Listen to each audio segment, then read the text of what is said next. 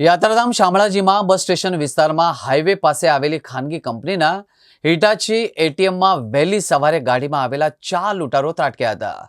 મોઢે રૂમાલ બાંધેલા શખ્સો પૈકીના એક શખ્સે પ્રથમ એટીએમના કેમેરા ઉપર સ્પ્રે મારીને ગેસ કટર જેવા સાધનથી એટીએમને કાપીને તેમાં રહેલી 5 લાખ રૂપિયાની લૂંટીને ભાગી છૂટ્યા હતા. બાદમાં એટીએમમાં આગ લાગતા જ એટીએમ અને અન્ય મશીનરી બળીને ખાખ થઈ હતી. વહેલી સવારે 3:45 કલાકે એટીએમ આગળ ગાડી આવીને ઊભી રહી અને તેમાં 4 જેટલા શખ્સો આવ્યા હતા. તેમણે મોઢા પર રૂમાલ, માથે ટોપી અને રેનકોટ પહેરેલા હતા. એ પૈકીના એક શખ્સે પ્રથમ એટીએમ ઓફિસમાં પ્રવેશ કરી લગાવેલા કેમેરા ઉપર સ્પ્રે માર્યો અને અન્ય શખ્સોએ ગેસ કટર જેવા સાધનોથી એટીએમ મશીન કાપીને એટીએમમાં રાખેલા રોકડ 5 લાખ લૂંટીને ફરાર થઈ ગયા હતા. બાદમાં એટીએમમાં આગ લાગેલી જણાતા અને તેમાંથી ધુમાડાના ગોટા નીકળતા એટીએમના ભાગીદારોને જાણ થતાં જ તેઓ વહેલી સવારે શામળાજી દોડી આવ્યા હતા.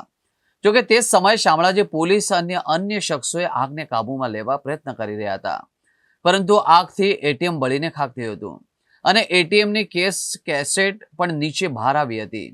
શામળાજી પોલીસે ઘટના સ્થળે દોડી એફએસએલની મદદ લેવા પણ કાર્યવાહી કરી હતી. રૂપિયા 5 લાખની લૂંટ અને ચોરી કરી એટીએમને રૂપિયા 4 લાખનું નુકસાન પહોંચાડતા કૃષ્ણ કાંતિલાલ મોટ પટેલે આ અંગે પોલીસમાં ફરિયાદ નોંધાવી હતી. મારું આ હિટાચી એટીએમમાં હું ફ્રેન્ચાઇઝી ઓનર છું. આ લગભગ હું 8 વર્ષથી ચલાવું છું, જેમાં ગઈ રાત્રે મને રાત્રે 4 વાગ્યાના દરમિયાન અહીંયા બાજુમાંથી પડોશીનો ફોન આવ્યો કે તમારા એટીએમમાં આગ લાગી છે.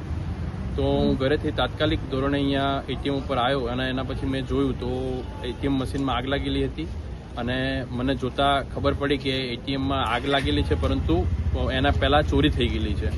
જેના સીસીટીવી ફૂટેજ અમે જોયા તો એના અંદર એવું જાણવા મળ્યું કે એક એર્ટિગા ગાડી લઈ અને 5 ઈસમો આવ્યા હતા અને ઈસમો ગેસ કટર વડે એટીએમ મશીન કાપી અને અંદાજિત રકમ 5.5 લાખ રૂપિયાની સમથિંગ લઈ ગયેલા છે અને એટીએમનું નુકસાન થયેલું છે. જે મને જાણ્યા પછી મેં શામળાજી પોલીસ સ્ટેશનમાં સંપર્ક કરી અને એફઆઈઆર ફાળવવાની રજૂઆત કરી છે.